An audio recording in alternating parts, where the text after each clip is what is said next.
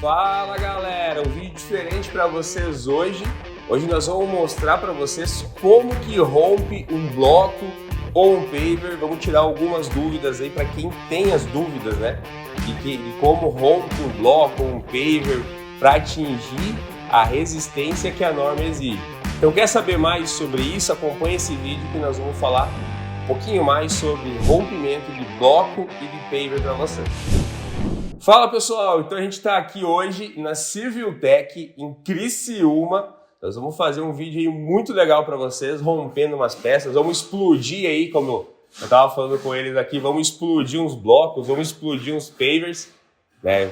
Não é bem assim que funciona, mas nós vamos mostrar para vocês. Mas existe todo um processo antes de só romper a peça que a gente quer explicar para vocês. Então hoje eu estou aqui com o Lucas, né, que é aqui responsável pela Civiltech.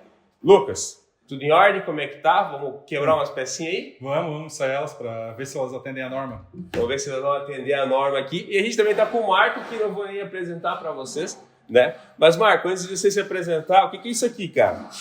Cara, aqui a gente está com algumas peneiras, a gente até não vai fazer esse ensaio, mas a gente queria apresentar. A gente está com algumas peneiras que são as peneiras da norma de concreto, né? Norma de concreto de agregados para concreto, e aí a gente estava até avaliando, explicando que ela tem medidas em milímetro, ela tem medidas em mesh, então a gente estava até debatendo sobre isso, que algumas normas pegam de um jeito, outras de outro, né? O Lucas aqui, como trabalha bastante com a parte de solo e asfalto, ele gosta muito de trabalhar com elas em mesh, a gente não bate os números, né? Eu não sei os números da peneira dele, não sabe das milímetros, né? Eu prefiro sempre trabalhar em milímetro, porque quando a gente trabalha em milímetro, a gente já sabe a dimensão máxima, que são informações muito importantes para mim no concreto, né? E Lucas, você prefere em mesh ou em milímetros? Eu, na verdade, eu sigo normas, né? Como o Marco trabalha mais com empacotamento de grãos, é diferente. Eu trabalho com a norma de solos e ela diz, tipo, tais agregados em tais peneiras, tal classificações, essas classificações TRB para solo, essas classificações para asfalto, essas classificações para base. Então, para não bloquear a minha cabeça, eu trabalho mais com peneira. Peneira 10, peneira 200, peneira 3/4. Entendi. Se não é muita informação na cabeça, acaba se perdendo. Mas a peneira, ela é importante para quê? Em qual processo de um fabricante? Vamos colocar o fabricante de blocos e pisos de concreto. Por que a peneira é interessante ele ter no laboratório interno dele? O que isso aqui faz diferença para ele? Então, a peneira é importante para ele empacotar os grãos, né? Tu saber o tamanho de todos os grãos, tu consegue fazer um empacotamento. Então, assim, o empacotamento é tentar descobrir a melhor composição dos grãos para fazer deixar a menor quantidade de vazios. Né? Tá, então na verdade ela serve para auxiliar na curva, então. Na curva granulométrica e para dividir os tamanhos, né? Quais os tamanhos dos grãos e depois de montar o traço para fazer um controle, para ver se o teu agregado continua vindo daquele mesmo tamanho, né? Tá, e só para a gente dar uma explicação básica, a gente tem alguns exemplos aqui. Eu começo com a maior peneira em cima sempre, né? Como é que... Ou a menor peneira embaixo, isso? Isso. Então aqui tem... A peneira mais fechada embaixo e a maior abertura em cima. Isso. Porque quando a gente faz a granulometria, a gente pega as frações que ficaram retidas. Certo. E aquela fração retida, a gente faz uma correlação para ver a tua amostra total. O que muitas vezes acontece? Como isso aqui é um agregado natural, normalmente utiliza areia, a gente material britado, às vezes britado pode dar alguma diferença na própria pedreira.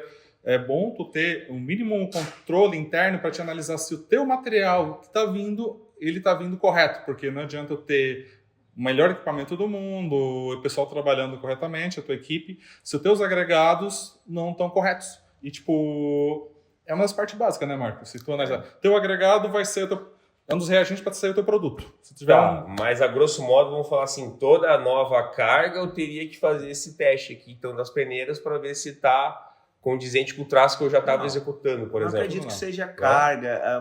Alguns fabricantes, alguns mineradores trabalham com lotes. Tu pode comprar lotes dentro da mina, então ela já tem aquele produto muitas vezes produzido e já está no estoque. Tu pode ir lá e verificar dentro da mina. E tem outros que fazem o controle antes de te mandar. Então, assim como a gente viu no podcast, Sim. a Minélios Ferreira, por exemplo, manda o laudo da carga. Então, assim... Não precisaria fazer internamente. Não precisaria.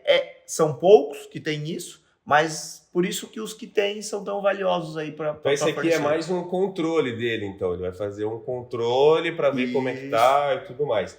Então colocamos sempre a malha mais fina. Eu não sei se vai dar para pegar, mas é bem fina. Essa aqui é quanta? Malha 100, né? É malha 100. Malha 100. Ainda ela não é a mais fina. A gente Tem a ainda tem a 200, que é essa aqui, ó, que ainda é mais fininha ainda. Mas tem peneiras mais, tem peneira É, até tem peneira- 650. Isso. 650. Daí passa só o pulvorolento ali mesmo. Não, isso aqui já passa por violento. O que acontece? Essa- É que eu não sou laboratório específico para análise de cimento. Isso é mais concreteiros, entendeu? Entendi. O que acontece? Quando tu trabalha com cimento especificamente, aí é peneiras abaixo disso. Entendi. É, Então vamos colocar aqui. Então a 200 vem primeiro, depois vem a 100. Isso? Perfeito. Aí vem essa daqui. Aí você vai colocando. Eu acho que é essa daí. Tô indo por dedução, tá? Perfeito, perfeito. é Correto. que eu acho que a corrigindo. gente não pegou todas aí. Não, mas não precisa, Marcão. É, Só mas pra- é basicamente Essa aqui. isso. Vem essa. Aí esta Isso. e essa. Isso. Sempre vai vindo com a maior abertura para menor abertura. Daí o que vai fazer? Coloca quanto aqui dentro? 1 quilo ou uma referência fixa? Não, você que sabe. O mínimo, se eu não me engano, para agregado miúdo é 400 gramas. Estou correto? 300 gramas. 300 é. gramas. Então você É. coloca 300 gramas É o de mínimo, material né? É o mínimo. seco, né? Isso. Tem mínimo. que secar o material. Umidade higroscópica. O certo é tu tirar o material da estufa, deixar ele perder essa temperatura que ele tem e tu fazer um ensaio com 300 gramas. Tu, na verdade, seca mais, né? Pega na balança de pressão, 300 gramas e faz isso para agregado fino. Agregado graúdo é 1 quilo, né? Agregado graúdo depende da dimensão máxima Até dele. 19,5 É. a gente trabalha. Isso. Normalmente a gente não trabalha na vibroprensa até 19,5 não passa, né? Não, É vixe. brita zero, né? A Brita Zero, ela normalmente, algumas iniciam na 9,5 milímetros, né? Não, ela vai da 4,8 a 9,5, né? Isso, da 4,8 a 9,5. Que é a brita 1 é da 9,5 a Isso, 19,5. é isso aí. Ah, entendi. Alguns passam, né? Não é muito fácil. Sabe o que acontece, É, né? mas Furinho na pneu. vamos falar a teoria, né? Mas tá, daí o pessoal joga o material aqui, então vai ficar retido alguns materiais. Aí como é que é feito? É feito um percentual, tipo, a peneira tal ficou tantas gramas, depois ficou tantas gramas em outra. Perfeito, tem massa total, faço uma divisão, aí eu calcular. Vamos ser bem grosseiramente, Uhum. eu tenho 10 peneiras, eu tenho 1 quilo. Ficou, tipo, por exemplo, 10% em cada 100 gramas em cada uma. Uhum. Ficou 10% retido cada uma, para ser um grosso modo. Uhum. Na verdade é diferente, é 300, aí tem vários tipos de peneiras. Mas é porque com isso tu consegue montar uma curva granulométrica e tu consegue analisar visualmente. Que engenheiro civil a gente adora muito gráfico, né? Sim. Tipo, a gente olha um gráfico e sabe, tal lugar tá faltando material grosso, tal lugar tá faltando material fino. Mas não precisa nem ver os valores que deu do ensaio. Ele assim, o teu traço aqui, ele tá fino aqui, tá grosso aqui, tem muito agregado. Aí tem que corrigir ali ou aqui para chegar na melhor curva. A gente normalmente avalia a curva, né? E existe também, dentro da classe de concreto, existe outra coisa que a gente chama de módulo de finura, tá? Que é um cálculo que diz o quão grosso ou quão fino esse material tá. Quanto maior o módulo de finura, mais concentrado nas peneiras mais grossas ele tá, quanto menor, mais concentrado nas peneiras mais finas. Ou, principalmente, literalmente mais concentrado mesmo, tá? Esse módulo de finura, normalmente, ele vai de 5,5, pode chegar em areias finas até 0,8, entendeu? A brita zero de 4,8. Então, assim, a gente no concreto bate muito módulo de finura, né? A gente já pega, tanto que a norma já dá limites ótimos para o módulo de finura, que se eu não me engano vai de 2,2 módulo de finura a 2,8 para agregado miúdo, tá? Ela também dá muitas vezes uma mistura ideal e tal. Então, assim, a gente tem esse número que nada mais, nada menos é um cálculo que a gente faz com as peneiras retidas, entendeu? Entendi. E o acumulado. A gente pega o acumulado e divide pelo total que foi feito. Não, legal. Então isso aqui é basicamente só para agregados, né? Agregado. Mas hoje o objetivo é bloco, né? Que é Vamos romper, bloco e paver. Queremos romper as peças aqui. Explosão. Mas antes, estava observando aqui, eu queria que vocês explicassem para nós um pouquinho. Não sei se o pessoal da câmera vai conseguir aproximar aqui, ó. Esse aqui é um bloco de 14, você estava explicando que ele é de vedação, né? Perfeito. Esse aqui é um bloco de vedação para dar quantos MPa? Esse aqui ele tem que dar acima de 3 MPa no cálculo estatístico, né? Ele dá uma variação no FPK. Aí o que acontece? Ele vai dar variações, né? Porque todo vibroprensado tem uma variaçãozinha interna, mas quando a gente faz o cálculo de FPK, ele vai ter que dar no mínimo 3%, 3 MPa. 3 MPa. Aham. Tá, e eu tô vendo uns negócios diferentes aqui, cara. Eu não sei o que é um concreto por cima do bloco aqui, tanto em cima como embaixo. O que é isso aqui, cara? O que acontece? Querendo ou não, saindo da vibroprensa, ele sai com algumas arestas, algumas unidades mínimas. A máquina de ensaio, depois que a gente vai ver, o que acontece? Ela é uma chapa de aço 1045, não é planada, ela é retificada. Ela é bem lisinha. O que sucede? Como eu sou laboratório, eu tenho que ter extrema certeza no que eu estou ensaiando. Aí, isso é dentro da norma. Eu faço uma pasta de cimento e aplico numa mesa, nessa peça, e depois eu aplico numa mesa de vidro para ela ficar o mais linear possível. Ah, tá. Isso aqui, na verdade, é para você garantir que Tem uniformidade. que ela não vai pegar, por exemplo, aquele ressaltozinho que deu na imperfeição da forma lá e ali vai gerar uma trinca, alguma Uma coisa carga pontual, que quando, por exemplo, eu tô com 30 toneladas, eu tenho uma carga pontual aqui, uma pedrinha. Ela Pedrinha chegou ali. Aí ela vai criar uma carga pontual e vai romper uma área que não é o correto. Eu não estou com o ensaio correto se eu estou rompendo cargas pontuais. Ele tem que romper por compressão direta de fora a fora, não por uma carga pontual, um cisalhamento. Certo. Então, a carga tem que ser dividida uniformemente sobre todo o bloco. Essa é a ideia. Por isso que ele é retificado. Carga uniforme. A norma exige isso, que a carga seja dividida uniforme por todo o bloco. Porque acontece, às vezes, por exemplo, na forma, ele tem um ressalto aqui, né, que é entre a prensagem aqui, ela sempre sobra um ressaltozinho ali, né? Perfeito. E às vezes a própria escova não tira 100% aquilo é um ponto inicial, na hora de romper ele trinca, daí ele vai te enganar no resultado, né?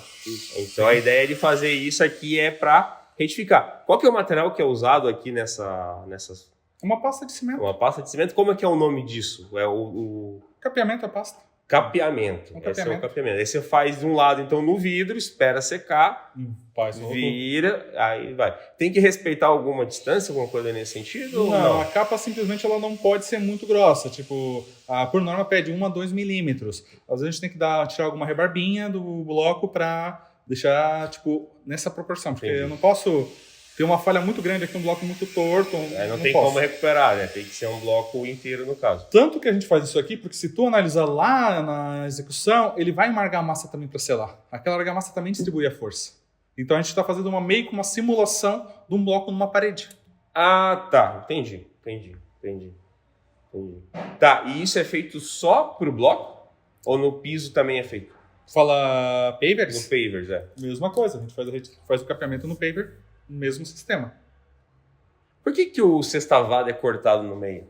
A norma pede 14 centímetros. A norma exige que tu não possa romper peças maiores do que 14 centímetros. Tu pode fazer a peça do tamanho que tu desejar. Ela tem, na verdade, a norma só diz lá, tais formatos, formato 1, 2, 3 e 4. Só que o que acontece? Para métodos de ensaio, sou obrigatório a cortar com 14 centímetros. Então ele não pode ter o tamanho original do sextavado para romper. Senão ele não vai te dar um resultado. Ele pode te enganar o resultado. Ele pode enganar o resultado não ser o resultado ideal. Tá. E aqui vocês fazem então o teste, a compressão tanto de bloco como de piso. E tem algum outro teste que é feito também? A absorção e dimensional. Absorção e dimensional daí. Os mais carro-chefes que o pessoal pede, né? Entendi. Prefeitura, órgãos fiscalizadores. Isso. A própria norma, acredito que ela pede apenas isso e ainda no pavimento ela pede o ensaio de desgaste e abrasão. Mas esse tu não faz. É muito raro pedir isso. Deixa eu fazer uma pergunta, aproveitando o gancho aqui já da nossa região. Quem que mais te solicita os ensaios? É o fabricante do artefato? É o comprador? É o órgão público? Qual que é a maior rotina assim? Ou é todo mundo meio igual? Como é que você está enxergando esse momento nosso aí? O pessoal que fabrica artefato manda para análise, não manda? Como é que, dando o teu parecer aí, ou o pessoal poderia mandar mais? Como é que você enxerga esse? Na verdade, o pessoal hoje, tu analisa uma fábrica bem organizada, uma fábrica com uma vibroprensa, o pessoal trabalhando com usina gravimétrica. Normalmente eles mandam, porque o que eles analisam? Eles analisam que o ensaio é lucro. Por quê? Tu consegue um controle de qualidade, tu consegue reduzir custos. Tipo cimento, aditivo, melhorias no agregado. Então o que acontece? Uma fábrica que ela trabalha, vamos dizer, eu quero reduzir custos, ela utiliza um ensaio como uma metodologia para tentar reduzir isso. Porque o que acontece? Se tu tem uma produção sem controle, tu vai mandar para um cliente que ele faz um ensaio, Às vezes tu cai do cavalo. Vai dar um problemão, né? Vai dar um problemão, aí devolver peça, aquilo tudo. Então assim, ó, o ensaio, se tu analisar, ele não é caro numa produção de uma fábrica. O que vai acontecer? Eu sempre falo, ele é uma ferramenta de economia. Porque eu vou conseguir refinar ele. O Marco que roda o traço, ele tá bem ciente. Tu ensaiando, tu consegue refinar e tu, fazendo um controlezinho básico, quinzenal ou por mês, tu já tem uma noção boa. O certo é romper todas as peças, né? Mas também vira uma logística também que não é fácil. Sim, tá? sim. A gente tem que analisar isso também, Eu acredito que as fábricas maiores já têm os próprios laboratórios né? internos, Sim, né? Até pela agilidade e tudo mais, ainda tem muita gente que tem laboratório interno. Eu acredito que o laboratório que tu manda externo, por exemplo, o Lucas, tem que ser algo mensal, até para ele te garantir para o teu cliente, né? Porque assim, o laudo que eu mesmo faço para mim mesmo, ele não tem muita validade. Agora, o que eu mando para um laboratório externo, o Lucas vai dar o resultado certo, né? Então, mesmo tendo laboratório interno, eu acho que vale a pena o ensaio externo até para te poder demonstrar para o teu cliente, né? Tá, e na verdade eu perguntei isso pelo seguinte motivo. A maioria do pessoal que está começando, é de médio para pequeno porte, tem um receio de um ambiente desse. Parece que tem medo, assim, sabe? O laboratório, eu vou lá, se meu bloco estiver fora de norma, eles vão me denunciar, eles vão isso, vão aquilo. E na verdade não, pessoal. O pessoal do laboratório, eles também estão interessados em que você produza um produto bom, né? Então eles estão aqui para te auxiliar nesse sentido, né, Lucas? Então, assim, não existe nenhuma retaliação, assim, não precisa ter medo de vir no laboratório, alguma coisa nesse sentido. Assim, o que acontece? Eu, como laboratório, já trabalho há alguns anos no laboratório. Eu aqui tenho implementação de ISO e o que acontece? Calibração de peça em metro, eu tenho ensaio de proficiência com São Paulo que eu faço, quando eu não faço lá com os laboratórios, eles mandam as peças, fazem ensaios. E existe um artigo lá na minha norma que diz eu não posso abrir para ninguém. Tu pode perguntar para mim quem é esse bloco, eu não vou te dizer. Existe um segredo. Sim, eu não posso abrir. Na verdade, até é crime se eu chegar a dizer, o bloco de tal fulano é ruim. Eles me perguntam, Lucas, quem é o melhor bloco? Eu assim, olha, pede os laudos dele, faz com eles, eu não posso abrir. Quem me contrata, eu só respeito a quem me contrata. Se o outro, Lucas, tu pode me mandar o bloco lá de tal cara? Não posso. Isso está contra a norma. Isso tá próprio... Ficando bom ou ruim, né? Você não pode fazer isso. Não posso. Eu até às vezes tenho muita parceria com um cliente ou outro, eu ligo, o cara tá interessado no teu bloco. Posso mandar os laudos dele, ou tu queres mandar para vocês trocar uma figurinha, porque a gente às vezes é muito ponte, tá? Sim. Lucas, eu quero lá, trabalho concreto, laje de tal fornecedor X lá. Tu queres? A gente faz essa ponte, mas eu não posso abrir, não posso, não. É segredo, o que tá aqui é segredo, não posso. Em qualquer tipo de ensaio, solo, asfalto, não posso. Isso é crime, na verdade. Sendo ruim ou bom... Não pode falar. Só se o cliente quiser. Então, galera, para você que tá aí, você tem o receio, você nunca foi num laboratório, tira um tempo, vai lá, conhece, entende como que é o método de ensaio, por que é feito o capeamento, né? Por que é feito o teste de absorção d'água.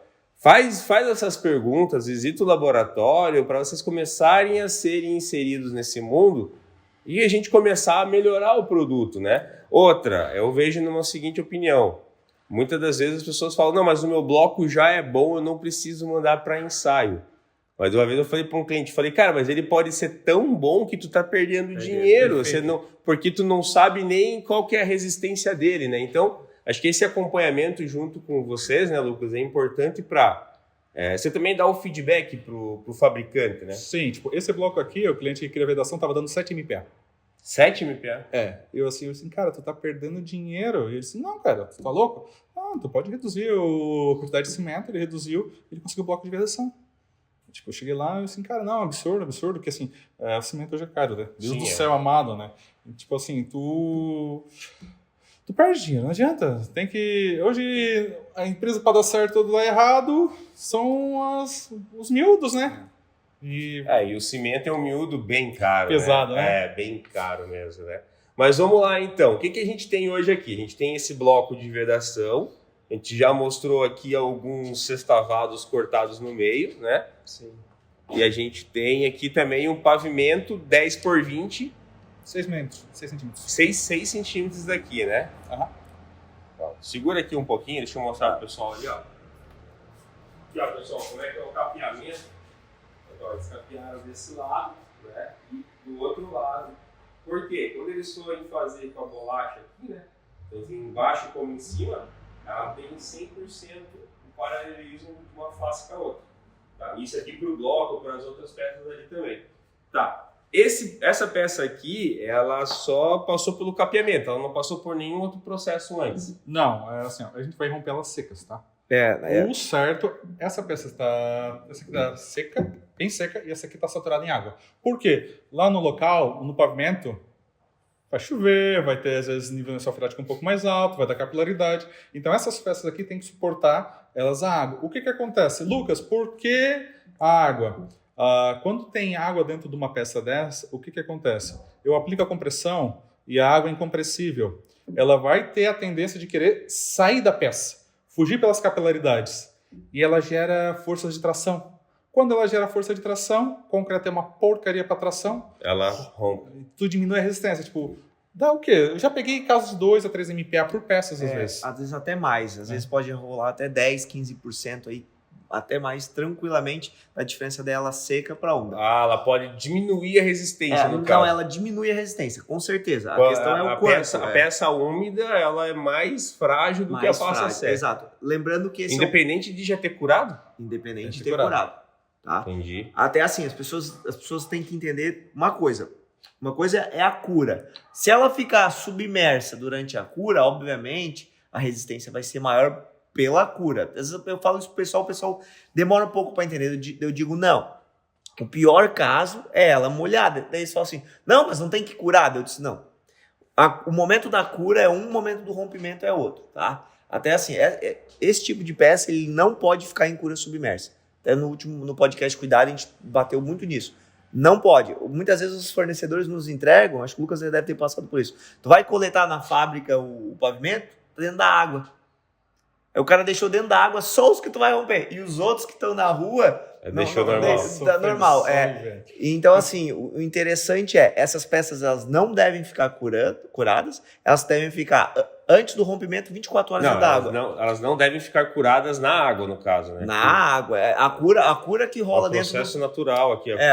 A cura dela normalmente é por estufa e tudo mais, que é o que a gente sempre debate. Mas é um processo de cura diferente, tá? Essa cura submersa, ela só pode ser feita em corpos de prova de concreto, tá? Nisso aqui ela não pode mas, ter cura. A grosso modo, falando em miúdo, se eu pegar o paver e curar ele com água, eu vou, teoricamente, vou aumentar a resistência pelo fato da cura. Isso. Mas...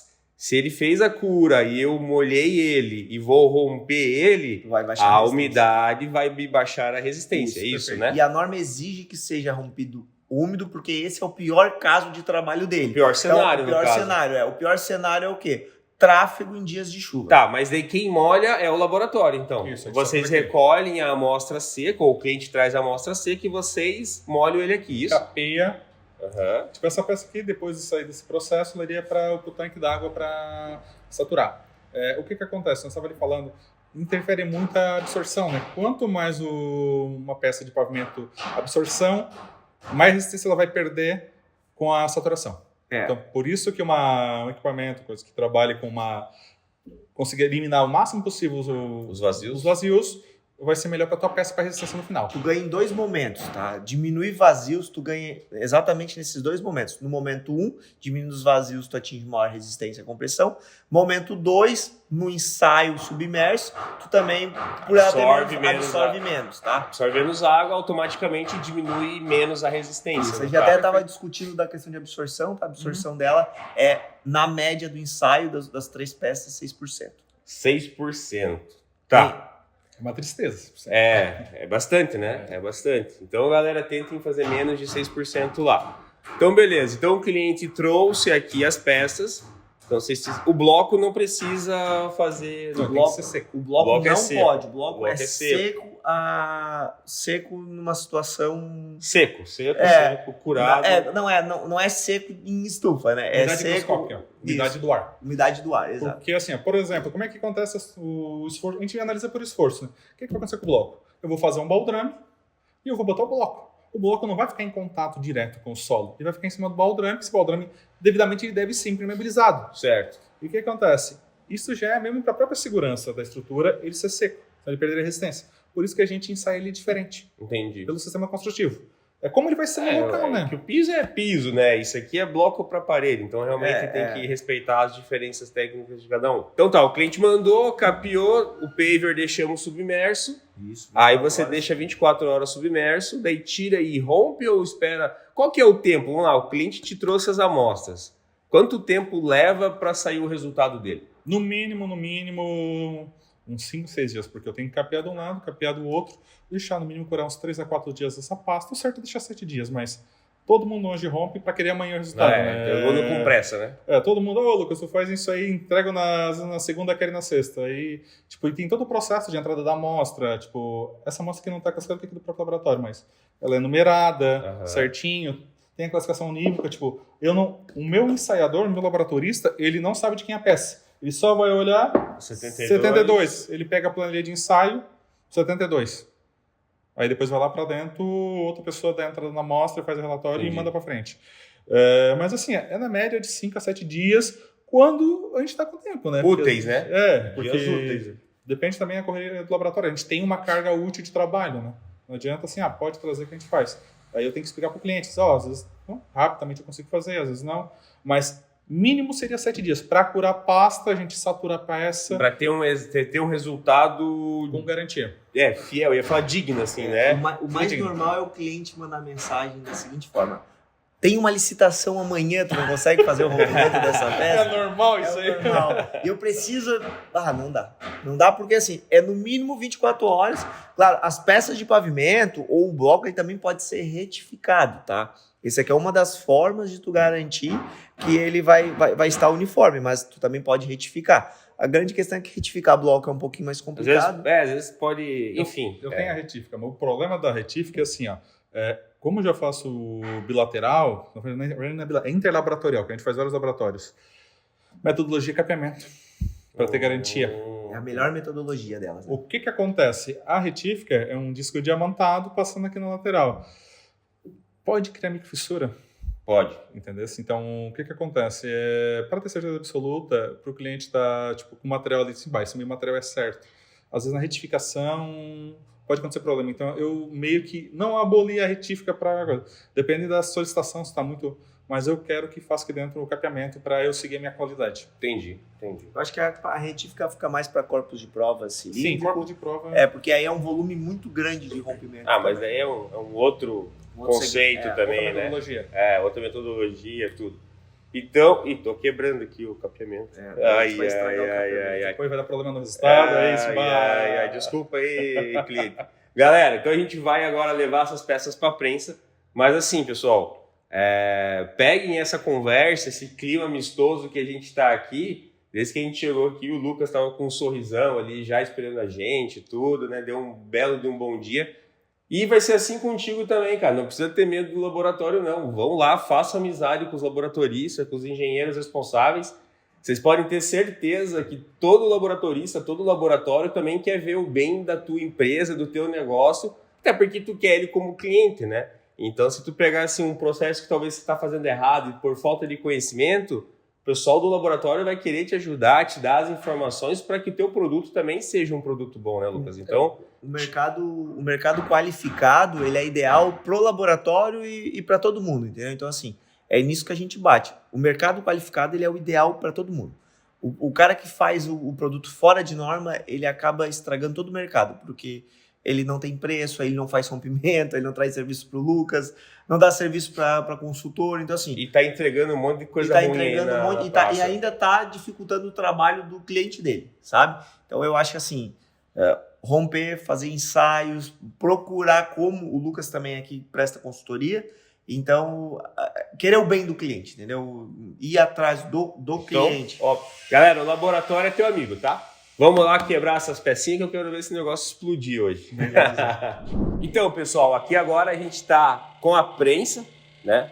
Lucas, me fala uma coisa. Essa prensa aqui é para quantas toneladas? Essa aqui é 120 toneladas. 120 toneladas. Eu consigo fazer um rompimento de bloco de até quantos MPa nessa prensa aqui? 14 MPa. 14 MPa você consegue atingir com ela. Na verdade dá mais. O que acontece? Essa prensa aqui, ela é uma prensa alongada. Eu consigo fazer prisma de argamassa e prisma grauteado. Ela não é focada só em bloco e piso, ela tem outras funções também. Argamassa, eu modifico a célula de carga dela. Eu faço uma gama de ensaios com essa prensa. Tá, deixa eu tirar uma dúvida. O laboratório que tem a prensa, ele precisa aferir essa prensa para saber se assim, a unidade de medida que ela está prensando está dentro. Perfeito. E quanto tempo que é feita essa aferição? Eu faço aferição por metro. Tem um pessoal que vem aqui, eu contrato a cada ano. E eu tenho aferições internas, que eu tenho célula de carga, eu faço aferições nela Você tem a aferição externa que te é exigida. Sim. E você também faz aferições internas para você saber se está tudo dentro dos parâmetros. Sim, porque ela sofre muito, né? Ela leva muita pancada. Mesmo ela sendo um sistema hidráulico que suporta bastante carga, ela ainda tem que ter uma aferição interna. Tipo vazamentos, alguma coisa que está verificando curso de pistão, limpeza. Eu já tenho isso padronizado, eu já tenho no sistema isso. Então, além de entender como operar ela, você também tem que saber como manter ela, né? Para você ter uma vida útil maior e ter uma qualidade melhor para o teu cliente final. A prensa, assim, eu já trabalhei com prensas. A primeira prensa que eu trabalhei, ela tinha mais de 40 anos. E o que acontecia? Era analógica, mas o que acontecia? Ela foi bem cuidada e ela mantém a sua vida útil. Se tu não forçar a prensa a partir do... ela é para 120 toneladas. Vou romper uma peça de 130. Eu vou acabar com a prensa. Ou eu vou aumentar o pulso do pistão dela. Eu vou modificar. Peraí, deixa eu ver. Aí, tipo, eu vou pegar e vou modificar. Então, o que acontece? Eu aconselho sempre a trabalhar dentro dos parâmetros da prensa. Eu tenho uma prensa de 60 toneladas. Eu te aconselho a trabalhar no máximo 50 normalmente. Se pensar, Lucas, eu preciso romper uma peça 60 toneladas. Não forçar muito ela, no caso. Meu carro-chefe é romper bloco de concreto de 150 toneladas. Eu vou comprar uma peça de 150? Não, vou comprar uma peça de 200. Para te ter um range de trabalho mais folgado. Se tu ficar... sempre no limite ali é que nem um carro. Então, num carro a 7 mil giros, vai acabar com o carro. Entendi. Então, tu trabalha sempre no teu carro-chefe. Tá. Não, legal. Aqui, então, a gente tem uma prensa hidráulica, ela é automática, né? Então, ela tem um avanço automático dela, Perfeito. que daí isso já é um avanço bem lento, na verdade, né? Para você seguir uma uniformidade dela ali. Me explica um pouquinho aqui, então vamos lá. Qual é a peça que está aqui agora que a gente vai romper? O que é? É um sextavado que vocês cortaram? Qual que é a altura dele? É um sextavado de 8 centímetros. 8 centímetros, tá? Tá capeado. Uma coisa interessante, pessoal, tem uma bolacha aqui embaixo e tem uma bolacha aqui em cima, que é a bolacha famosa de 85 milímetros, é essa dali, né? Perfeito. O que acontece? É que peças de pavimento tem vários tamanhos, várias dimensões, né? Então, para padronizar, o pessoal que desenvolveu a norma, ele fez essa pastilha. Se tu analisar, ela é meio como se fosse um punção de uma roda, entendeu? Essa é a carga mais forte de uma roda. Então, toda peça de pavimento a gente faz ensaio com essa metodologia. Essa pastilha é 85, em cima e embaixo. Entendi. Então vamos lá. Pela tua experiência, tem que dar quantas toneladas isso daqui para chegar em 35 MPa? 35 tem que dar uns 19 quebradinhos nela. Então beleza. Então, vamos ver se vai acontecer isso aí ou não. Então, Lucas, manda ver aí, vamos ver aí o estouro. Será que vai estourar? O que vai acontecer? Vamos ver quantos MPa vai dar essa peça aí. Olha lá, Lucas, contigo agora. Beleza, vamos... Bem devagarzinho. O que ela está fazendo agora? Ela está aproximando ali, né? Aproximando, para depois a gente passar para a velocidade de ensaio. O que acontece? Ela tem aqui essa peça e ainda tem o êmbolo lá em cima. Começou a fazer ensaio. Começou a fazer ensaio lá, ó. Opa! Nossa peça não atingiu. Ela deu, pessoal, aqui, ó. Isso aqui é 9,77 toneladas. Perfeito, então. É isso mesmo. Aí depois tem que fazer a conversão de área, né? 56. Mas você vai dar em torno de 15 a 16 MPa. 15 a 16 MPa. Essa peça, você sabe qual que é o prazo dela já? Na verdade, como eu te falei, ela só tem a numeração dela ali, e aí vem a lista de ensaio pra gente, e aí conforme vai verificando, era para ensaiar. Essa peça aqui, eu tenho certeza que o cliente me pediu para ensaiar, para ver a produção dele, que já estava curada. Mas, tipo assim, quem ensaia não sabe de quem é a peça, não sabe nada. Você não sabe quantos dias ela já tem de cura, por exemplo, assim. Não, essa peça aqui, o cliente passou, já está pronta para ensaiar, pode ensaiar para mim. Entendi. Foi informação com o cliente e o resultado não foi O esperado. nem um pouco, né? Porque ela vai dar o quê? Uns 15, 16 MPa aí? Aproximado. Daí ficou... Galera, viu só como é importante? Ficou 20 MPa abaixo. Vamos testar a próxima peça, que é do mesmo cliente. Não, é outro. É outro cliente agora. Esse aqui só tem essa peça aqui. Eu tenho até outras peças ali, mas é... Tá, vamos testar um outro cliente agora para ver a diferença de um teste para outro. Mas olha como é importante a gente fazer o ensaio de laboratório para a gente saber exatamente o que a gente está fazendo. Porque visualmente parecia que estava dentro, né? Daí quando você realmente coloca aqui para romper, você acaba descobrindo a realidade. Ó, então galera, agora a gente mudou. A gente colocou um paver 10x20. As bolachas continuam sendo as mesmas, né? Mas daí o paver 10x20 ele não precisa ser cortado no meio igual o sextavado. Vamos lá, Lucas, manda ver aí, já está no processo de aproximação. Daqui a pouco ela começa a fazer a pressão em cima ali. Vamos ver quantos MPa essa peça vai dar. Ó, ela ainda está na aproximação. Marcão, quantas toneladas você acha que vai dar essa daí? De 10 a 50. De 10 a 50. Ó, começou, ó. Opa, 10, 15, opa, 17. Não explodiu, mas caiu. Vamos ver ali o resultado. Deu 17 toneladas, 290 gramas. Lembrando que essa peça ela é de 6 centímetros, né? Isso. Peças de 6 centímetros ela tem uma redução de 5% da resistência comparado com a de 8. Então tu vai pegar a área, vai pegar a carga, vai dividir, vai calcular megapascal e depois tu vai multiplicar por 0,95, que é o índice de forma que a gente usa dela. Entendi, ela tem um índice diferente do paver de 8 e do paver de 6. O paver de 6 é 0,95, o paver de 8 é 1. Nós estamos com a velocidade de incêndio muito rápido. Eles estavam rompendo isso aqui com a isso. Eu vi. Vamos modificar essa velocidade e fazer outro? Então, beleza. Galera, Repete o... a gente vai repetir esse teste aqui com uma outra peça e a gente vai explicar para vocês o que aconteceu. Aí, galera, então agora a gente vai fazer um outro teste, tá? Agora com uma velocidade um pouco mais lenta. Vamos ver como é que vai ser o resultado disso também aí. Para um paver 10x20 por 6 também, né? Esse daí é por 6 de altura, né? O mesmo lote daquela outra. É o mesmo lote. É o irmãozinho daqui. É o irmão daquela outra lá. Então, beleza, vamos ver. Tá fazendo a aproximação. Agora a velocidade vai ser um pouco mais baixa. Com a velocidade mais baixa, ele tem uma precisão melhor, né, no caso, né? Na verdade, a própria norma solicita que seja uma velocidade mais baixa. Vamos lá, 14, 15, 16... Parou. 16,35. Eu estimo que você vai dar uns 25, 26 MPa. Vamos lá, Marcão. O Marcão vai fazer a conta para nós aqui. Deu 28,83 MPa com um coeficiente de 95, de né? 0,95, a gente vai chegar em 27 MPa. 27 MPa, galera. Deu essa peça aqui. Tá dentro da outra, né? Então o desvio padrão tá baixo, mas ele tá abaixo do que a norma pede, que é os 35 MPa. Tem mais uma peça desse mesmo lote? Sim. Vamos testar a terceira para a gente ter um comparativo com 3 peças. Vamos ver como é que vai ser a resistência da outra. Aí, galera, agora a gente colocou a terceira peça, né? São um total de 6 peças, né? Mínimo lote.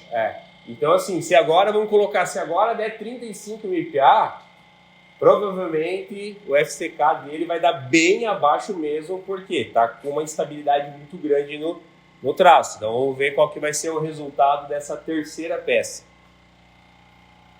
Todo mundo fica na expectativa, né? De quanto que vai dar e tudo mais. Eu acredito que essa peça aí vai dar um pouquinho mais, pelo acabamento lateral dela ali e tudo, eu acho que ela vai dar um pouquinho mais do que deu as outras. Vamos ver se eu tô certo ou não. Começou ali, ó. 5, 6, 7, 8, 9, 10, 13, 14, 15, 16. Vamos. E galera, 16,79. Quer dizer que tu errou Quer dizer que eu errei. Tô sabendo de nada. Visual, olha... Visual, viu? Aí, ó, um detalhe importante, né? Todo mundo olha lá, o visual tá legal, é sinônimo de resistência. Acabamos de provar que não. O visual lateral dessa peça tá bem melhor do que as outras. E deu menos. Por isso que o importante para a resistência do pavimento, concreto seco, é a densidade. Densidade e quantidade de cimento e o tipo de cimento. Então, assim, visual é importante? Claro que é, mas só o visual não manda. Por isso, assim, tem que testar e acredito que no nosso curso aí a gente vai estar ensinando o pessoal como procurar a resistência ideal da peça com a densidade já. Então, acho que vai ser bem legal, galera. Mas importante vir aqui. E assim, pessoal, a gente, como o pessoal comentou aqui antes, a gente não sabe de quem é as peças, eles não podem falar. E a gente também não quer saber. Mas isso mostra a realidade do dia a dia. A gente pegou um dia normal, viemos aqui no laboratório, vamos acompanhar, né? E a pessoa que mandou essas peças para análise, ela vai ter talvez uma surpresa aí em relação ao material. Ela não vai gostar do resultado. A gente pode mas assim, o fato dela não gostar do resultado é importante. Isso quer dizer que tem como melhorar, né? Dá para melhorar e ter esse resultado aqui é importante. Só mostrar pro pessoal aqui, ó como é que ficou. Eu acho interessante mostrar as ranhuras. Por que tu achou que a peça ia dar mais do que as outras? Ela estava com mais ranhuras, ela tinha uma cara de estar mais bonita. E mesmo assim, mudou pouco de uma para outra, né? Então, a densidade é muito mais importante do que só o visual, né? Entendi. E podemos ver também que o percentual de brita, de agregado graúdo, é bem baixo, né? Baixo. É bem baixo, tem muito material fino aqui. Aqui eu acredito que está abaixo de 10%, tranquilamente. Então, e o material graúdo ajuda muito nessa parte de resistência, né? Principalmente... É um dos pilares da resistência ao material graúdo, né? Concreto vibroprensado, concreto fresco, agregado graúdo, conforme tu consegue utilizar mais ele, com a trabalhabilidade e o acabamento vai ser o que tu ganha dinheiro em cima da peça. É porque o agregado graúdo é o que tem maior resistência, né? Só o agregado por si só, quanto de resistência tem um agregado graúdo, né? Mais de 100 MPa, né? Eu acredito que não é só por isso, acredito que vai muito também da questão Pra cá que não estão pegando nada. Vai muito também a questão do encaixe de granulometros. Tu tem só no concreto seco, acho que vale mais isso, tá? Quando tu tem muito concreto, tu tem muito agregado miúdo, né? Tu precisa de muita pasta e tu não tem um melhor encaixe. O encaixe ideal, a curva ideal, ele começa com um agregado mais graúdo e vem se encaixando, entendeu? Seguir. Então acredito que vale também, não só pela resistência, tá? Mas por essa questão de encaixe e tudo mais. Eu não quero falar nada, mas essa forma aqui não é usinada, tá? Ela é uma forma soldada. E tem outra coisa também, vai depois o vai falar ainda mais pra frente. O agregado também, formato, natureza dele também altera muito no resultado. Tipo, eu tenho um agregado X e Y lá. O fornecedor tem um agregado que é mais barato. Às vezes você vai analisar, eu não sou geólogo, mas a gente tem noções básicas, né? Tipo, a formação geológica dele dá uma peça mais lamelar. A lamelar, ela atrapalha, né? Acaba com a resistência do agregado. O índice de forma da peça, do índice de forma do agregado... O agregado lamelar diminui a resistência. Bom, tipo, se fosse... ele dificulta o empacotamento, né? Dificulta e tem outro fator, ele cria funcionamentos. Tipo, uma faquinha dentro do teu concreto. Tu vai aplicar força aqui, ele vai ser uma faquinha que Como ele é pontiagudo, né? Qualquer força contrária... mais fácil iniciar uma trinca, né? Perfeito, isso é o pensamento. Às vezes até tá tudo correto, mas ele tá com os agregados errados. Exato. E tá com o agregado lamelar e isso tá roubando a resistência dele também. É o conjunto, né? Tudo é o conjunto. Eu ia pedir para romper as outras 3 peças, mas acho que a gente meio que já consegue ter um padrão de resultado. Sim. Ela, se tu analisar, tá linear. É problema mesmo. Um ponto positivo, desvio padrão dele não tá tão alto. Tá fácil de resolver. É mais uma questão de ajuste lá. Então, legal de mostrar isso, pessoal, assim, as 3 peças foram bem similares, né? Exato. Então, é um ajuste que tem que ser feito, ok? Mas, assim, não é um desvio padrão, não é algo tão sério como talvez as pessoas imaginem. Perfeito. Então, dá para corrigir tranquilamente isso daqui, né? Sim. Então, por isso que é importante. Mandou para cá, ele julgava ser uma peça bacana, não, uma peça boa, vai lá e rompe, chegou aqui, viu que o resultado não é, ele sabe que ele tem que melhorar, mas o desvio padrão tá baixo, então acho que tá no caminho, né? Talvez tenha mais uma coisa, às vezes o pessoal pega da mesma bandeja, né?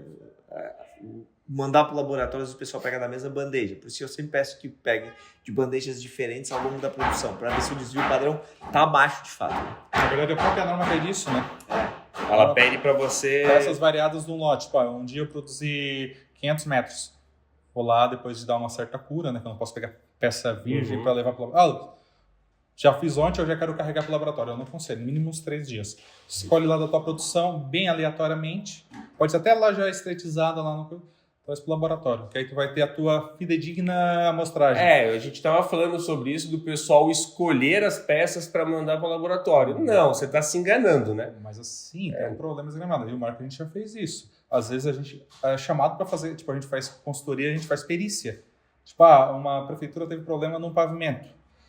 E não é também só analisar só a peça, tem vários fatores, né? Sim. Tem solo, tem se foi feito executado bem serviço, tal. O que acontece? Se tu já fez uma amostragem errada lá na tua fábrica e tu entregou aqui, às vezes tu vai ter surpresa aqui. Aí às vezes tu, não, mas eu tenho o laudo interno da fábrica que deu a resistência. Mas tu escolheu as peças que você queria romper, né? Aí chega lá no local, começa a quebrar, a gente vai fazer uma análise de todo o pavimento e a gente verifica que... Então, galera, quando você for fazer um teste de laboratório, manda o real. Manda o certo. Pega aleatório, não escolhe os mais bonitinhos, melhorzinho que você acha pra que tá bom, não. Pega aleatório mesmo para você ter o resultado real, a verdade nua e crua. A verdade às vezes dói, mas é importante, né, cara? Pra mim é gastar dinheiro. Às vezes o pessoal, quando eu vou buscar as peças e elas estão dentro da água, prontinho, eu falo pro cara, tá só gastando dinheiro, porque o resultado que eu vou te dar não é o resultado da tua produção. Não é o resultado real. Vamos quebrar um bloco aí? Bora. Vamos para cima? Então, galera, a gente rompeu os pavers, agora a gente vai vir pro bloco. Tava acompanhando aqui eles trabalhando.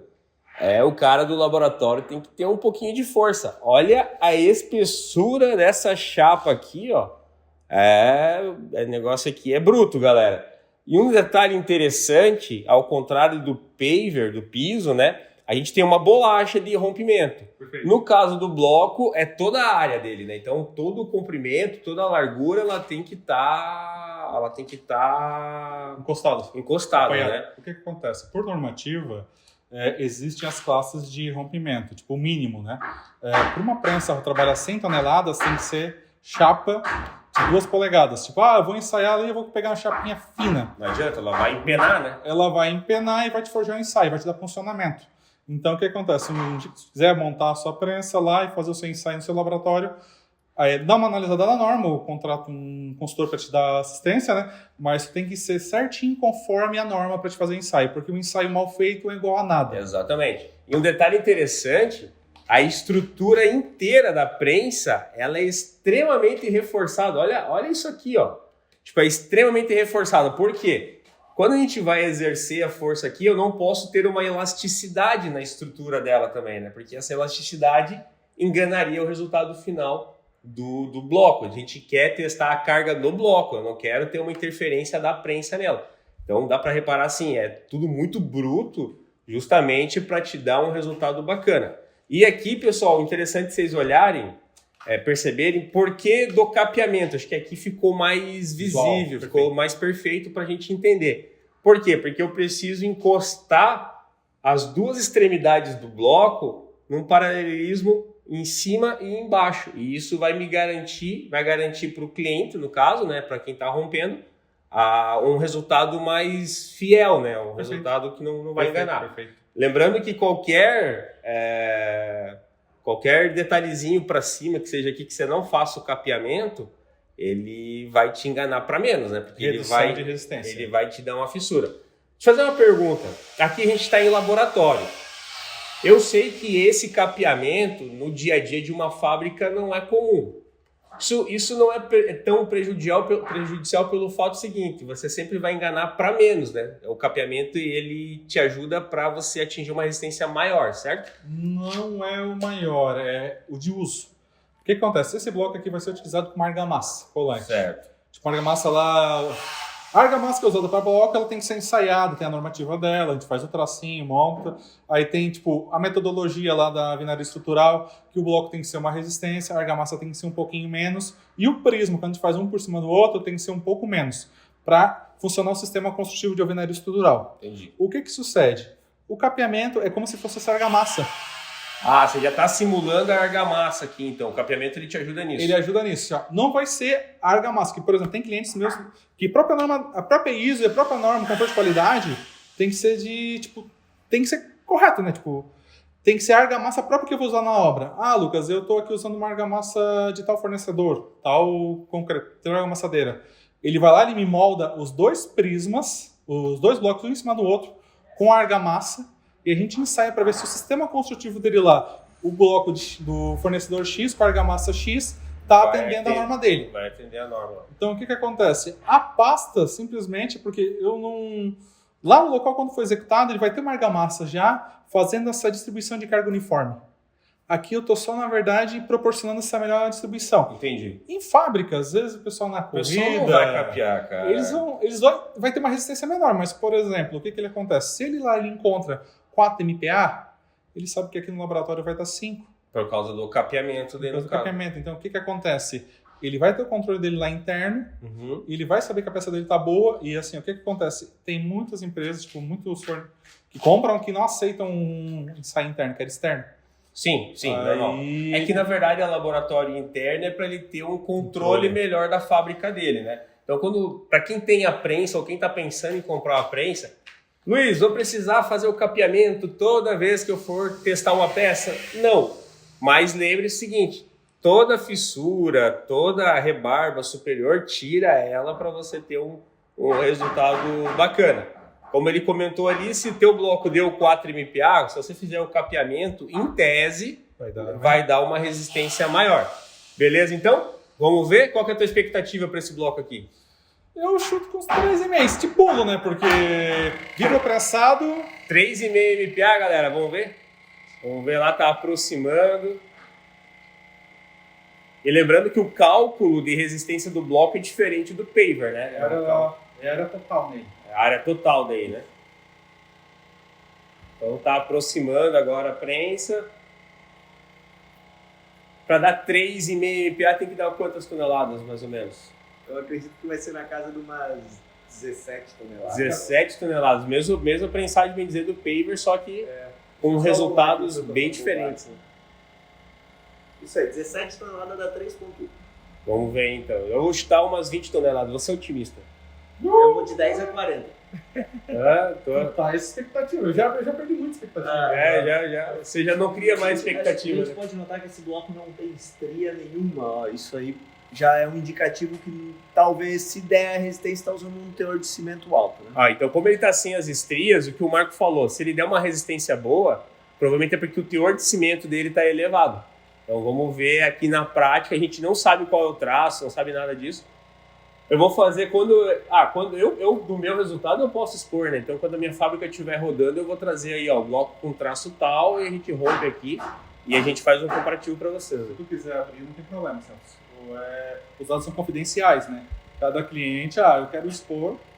Eu vou fazer questão de expor para vocês aí até para transmitir melhor essa situação. Vamos lá, começou. 2 toneladas, 4 toneladas, 5, lá, 7, a expectativa aí, ó, 10, 12, 13, ó, 20, vai chegar em 20, será? Vamos ver? 18, aí, ó, já passou 3 MPa. Já passou uns 4. Já passou 4 MPa, galera. Ó, 30 toneladas aí, ó. Surpreendeu, hein? Surpreendeu. Vou até sair de perto, cara. Que hora que esse negócio... Esse aí vai estourar. E vai estourar. Protege a câmera. 50 toneladas... Não, tô zoando. 47 toneladas. 40... Galera, olha que interessante. Ela, em cima da prensa, ela tem uma rótula. Ó, ela cedeu na rótula ali onde foi, ela quebrou. Ó. 47 toneladas. Marco, isso dá quanto de MPa? Cara, surpreendeu Legal esse aqui, hein? Por isso que a gente fala, peça não manda nada. Não, o visual, galera, realmente não... 8.6 MPa. 8.6 MPa. A gente tem um outro bloco desse lote, que daí agora entra a questão do desvio padrão. Se a gente fizer uns outros testes e der uma diferença grande, o FCK vai lá para baixo, né? Então tem que cuidar também com essa questão do desvio padrão. Um dos maiores problemas em alvenaria estrutural, o bloco, é o desvio padrão mesmo. O desvio padrão é um dá problema. 8 e o outro dá 4. Não. Tu vai jogar o teu FPK lá para 3. Isso. Vamos mostrar para eles aqui então. O próximo? Vamos mostrar o próximo. Deu 47 toneladas esse. 8.6 MPa. Isso aí. É um bloco muito bom, muito resistente. Deve estar com um teor de cimento bem Esse aqui você falou que era uma classe de vedação. Vedação, 3 MPa. Faz sentido? Consumo excessivo. Aqui o cliente está com consumo excessivo de cimento, então o que ele está fazendo? Está perdendo dinheiro. Está rasgando dinheiro. Galera, então assim, a gente se surpreendeu com o resultado. Bom, né? 8 MPa, bom? Não. É ruim. É ruim porque tá jogando dinheiro fora, porque ele vai vender esse cara aqui como 3 MPa. Então não faz sentido nenhum ele ter... Metade da resistência ele poderia entregar. Exatamente. Então a gente vê aí que o consumo de cimento talvez esteja elevado. Mas vamos dar uma conferida no desvio padrão. Vamos ver a próxima peça então ali. Olha só, galera. Aqui, ó. Onde é que ele rompeu, né? Então... E ó o acabamento dele que eu queria mostrar para vocês. Ó, ele rompeu na lateral aqui, ó. Então, o bloquinho tá resistente. Agora vamos ver o próximo. Então agora vamos pegar um outro bloco, né? Do mesmo cliente, do mesmo lote, e vamos ver qual que vai ser a resistência dessa peça aí, né? Então vamos acompanhar. Agora ele vai aproximar um pouquinho ali e vamos fazer esse acompanhamento ali.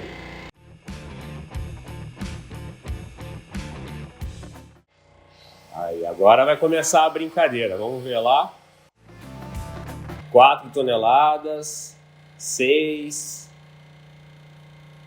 8, 10. Aí, ó, vamos ver. Deu 47 o outro, né? Isso mostra que jogar o bloco para cima não quer dizer nada, né? O bloco resistiu 47 toneladas, ficar arremessando o bloco. Ih, galera,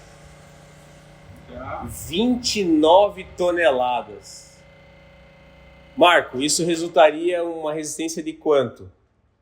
Vamos fazer a conta rapidinho aí pra gente ver. Mas a gente já consegue ver que é um desvio bem alto, né? De 47. 17 MPa de desvio padrão. 17 toneladas, né? De desvio padrão. Galera, de uma peça para outra.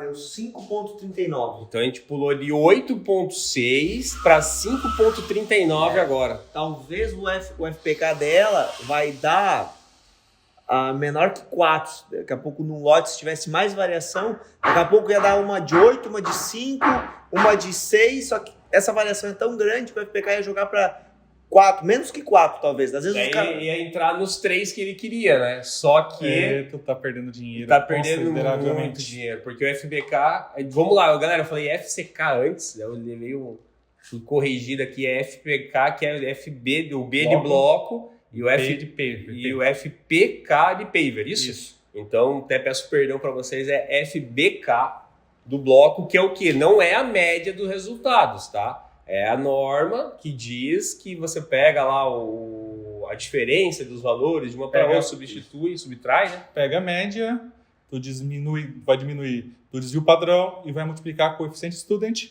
que é pela tua amostra. Tu tem as amostras de 6 a 32. A quantidade, eu tenho uma amostra de 16 peças que eu quero fazer, eu vou ter um coeficiente student. O coeficiente student, na verdade, o que ele é? Ele é um valor que, conforme maior a tua amostra, melhor a tua resposta. Então, ele vai diminuir. Tipo, vamos dizer, 0,92 para 6 peças e para quando estiver lá com 30 é um valor bem mais alto. Entendi. Que aí melhora a tua amostragem. Ele também faz o esquema das 3 menores, né? Isso. Não. Isso aqui é diferente, né? Ele faz o FPK é para paver. Isso.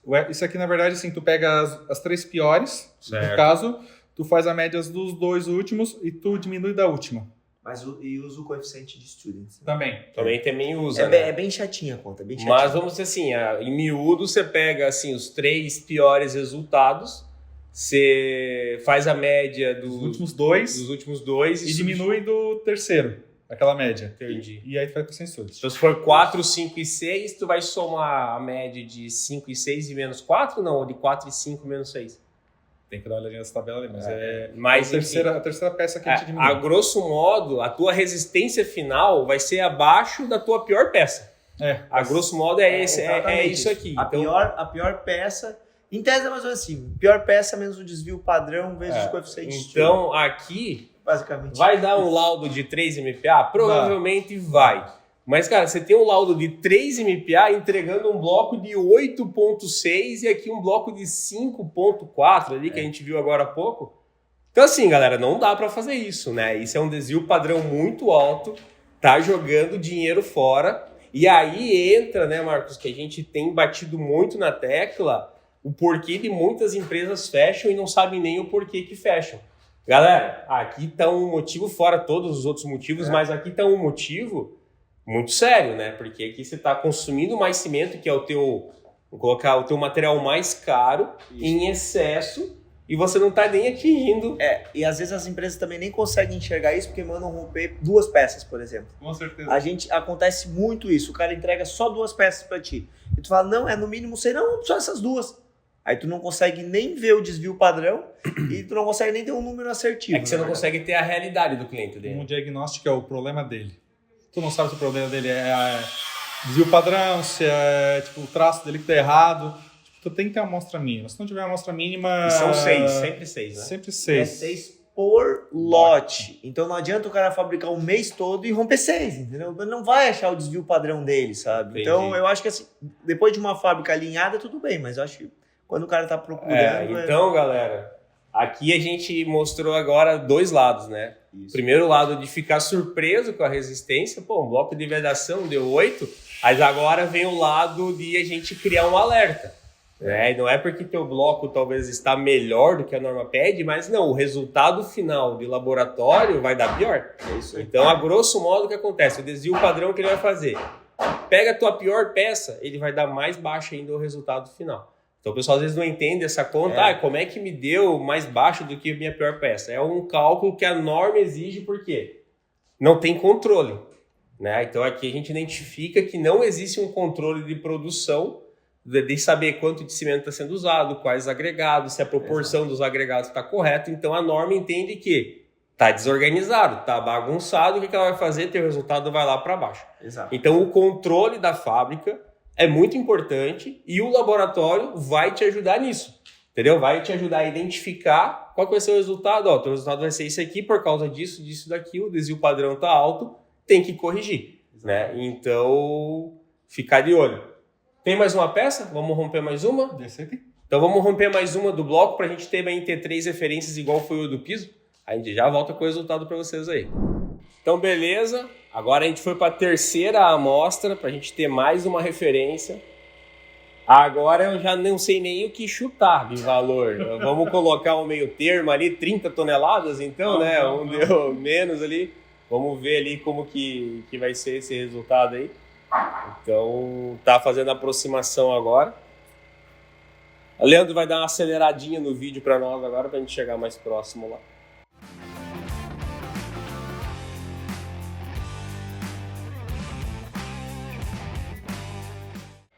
Aí, vai começar agora. Já aproximou. Vai chegar a hora da verdade agora, galera. Vamos ver isso aí. Imagina se dá mais de 47 toneladas. O desvio padrão tá gigantesco mesmo, hein?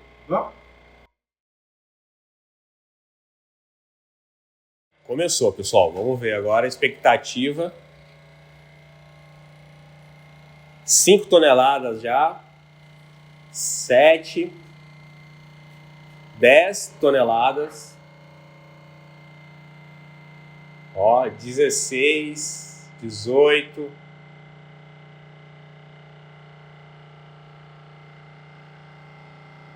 Olha lá, ó, 30 toneladas. 35 toneladas. Ó, 40 toneladas. Será que vai passar os 47, cara? Será que vai passar os 47? Passou 48 toneladas. Ele até assustou aqui, ó. Eu queria explodir. 49,74. Deu o quê? Uns 9 MPa esse bloco? 9,10 MPa. Isso nos mostra... Aumentou mais ainda a variação daquele. Jogaria mais para baixo ainda, isso é pior ainda. O desvio padrão, então, vai ser mais alto ainda. Então, o resultado final dele vai ser pior ainda. Então, é perigo talvez nem chegar nos 3, ou chega? Acho que chega. Tem que analisar as outras peças. Né? Teria que analisar as 6 peças. Mas, cara, o que a gente já teve de referência aqui, um bloco com 9, um bloco com 8,6 e o outro bloco com 5,4, que a gente calculou antes. Então, assim, galera, para um bloco que a expectativa é 3 MPa. Então, o cliente mandou, meu bloco de vedação para 3 MPa. Ele tem um resultado de 9,1, ele tem um resultado de 8,6 e tem um resultado de 5,4. E eu acredito que o maior problema seja que daqui a pouco o cliente olha esse resultado e acha que é um resultado bom. E não é. Não é. Não é bom. Ontem mesmo eu estava numa concreteira, trocando um pouco o assunto, mas pontuando, o cara recebeu todos os ensaios. De 30 deu 31, aí deu um que deu 45. Ele olhou só pro de 45, pô, vamos baixar cimento. Eu falei, não vamos baixar cimento, entendeu? Então é isso. Isso significa que tem que baixar, mas primeiro tem que diminuir o desvio padrão. Senão mesmo assim não vai atingir os 3. E também não adianta só diminuir o cimento agora, né? Ele tem que fazer todo um contexto para resolver primeiro o desvio padrão. Qual que seria a recomendação agora para ele aqui? Vamos lá, para esse cliente assim, ele está com esse desvio padrão e está consumindo muito cimento. O que a gente poderia recomendar para ele? Eu acho que ajuste de equipamento, verificação de traço e acompanhamento do dia a dia ali para ver o que a gente consegue fazer no equipamento para diminuir essa variação. A gente sabe que o bloco a gente tem muita dificuldade de enchimento e tudo mais, então talvez até a umidade que esteja chegando e tal. Então assim, é um trabalho de dia a dia. Lucas, vocês aqui como laboratório, vocês conseguem dar esse suporte para o cliente como uma consultoria também lá no local dele, ajudar ele nesse sentido, o resultado que a gente teve de laboratório nos mostrou isso, a gente precisa corrigir determinados fatores para ter um resultado satisfatório lá. O laboratório consegue dar esse apoio para o cliente também? No caso de vocês aqui? Na verdade, principalmente eu que dou esse apoio, né? Porque é uma área bem específica. Pode ver, o Marco já trabalhou vários anos. Eu aprendi muita coisa com o Marco. Entendeu? Assim, a gente consegue fazer esse acompanhamento, fazer verificação, mas muito varia de máquina em máquina, regulagem de máquina. Às vezes, Lucas, consultoria a gente acha que é 1 dia, 2 dias, né? Os caras ficam 4, 5 dias lá e tu não ajusta a máquina. Entende? Então, assim, eu dou esse apoio, mas te falo, é um serviço... Para consultor, chamar um consultor com um Marco ali, ou Marco, seja lá quem for, para resolver esses problemas. E eu acredito que já com o ensaio de laboratório, o próprio consultor que for lá, ele consegue auxiliar também, né, essa pessoa. Então, galera, não se impressionem, deu 9 MPa, que top, que legal. Não, né? O objetivo era chegar em 3, então a gente 3 vezes mais, né? Se não chegasse na casa de uns 4, 3.5, eu seria satisfeito. Sim. Porque eu sempre tenho que trabalhar com uma reservinha, né? Mas foi demais. Mas que fosse ali de 4 a 5, né? 4 a 5, 4,5 e tudo ali, tranquilo. Tá com uma gordura legal, dá pro cara talvez trabalhar um pouco menos. E ele também saberia que o desvio padrão dele tá baixo. Mas aqui, no caso, é nítido, assim, na minha opinião, que o controle é bem dizer 0, né? Então tá só fazendo a mistura ali, enfim. Né? Então tem que tomar muito cuidado quanto a isso daí. Serviço de consultoria, na verdade, ela é dia a dia, né? Ela é mensal, né? Vamos analisar, né? Vamos lá contratar para fazer o traço. Só que tem um porém, eu já tive casos disso. Eu já fiz muita consultoria e tive estresse com isso. Tu vai lá na frente do operador da máquina, tu regula a máquina, a massa é essa, tal, essa, tal, essa, tal, essa. Tu vira as costas, ele faz invertido. Então, o que acontece? Tem que estar todo mês lá em cima, batendo tecla. Na verdade, tu tem que criar cultura de qualidade dentro da fábrica. Depois tu cria a cultura com aquele funcionário, e tu criou na equipe, tu consegue levar para frente. Agora, o problema é criar cultura. Tem que mudar a cultura nossa, hoje de trabalho. A gente tem que mudar a cultura para fazer ensaio, para analisar os agregados que vem para a gente, para ver se tem qualidade. E também a própria cultura executiva, onde ela trabalha dentro da fábrica, né? Sim. E assim, tem que mudar a cultura de fato. E o primeiro passo para mudar essa cultura é fazer exatamente o que o proprietário desse bloco fez. Mandou para análise, o resultado não vai ser satisfatório? Não vai ser legal. mas ele já deu o primeiro passo, que é mandar para o laboratório para começar a partir de agora ir melhorando e, enfim, buscar a alternativa correta para ter uma solução show de bola. Lucas, queria encerrar aí e te agradecer, né? Agradecer a parceria. Pessoal, quem for de Criciúma, região sul do estado de Santa Catarina, até do Brasil e tudo mais aí, pode mandar as peças aqui, Civil Tech, aqui em Criciúma. O laboratório do cara é show, é 10, tem tudo que vocês vão precisar para... Fala um pouquinho mais, tem para... Não é só para artefato de concreto seco, o que mais vocês fazem aqui, Lucas? Eu trabalho com agregados normais, né? Ensaios de concreto fresco, concreto endurecido, no caso vivo prensado. Eu, na verdade, sou engenheiro geotécnico, sou engenheiro de obras de estrada. Ensaios de CBR, cisalhamento direto. Trabalho também com argamassa.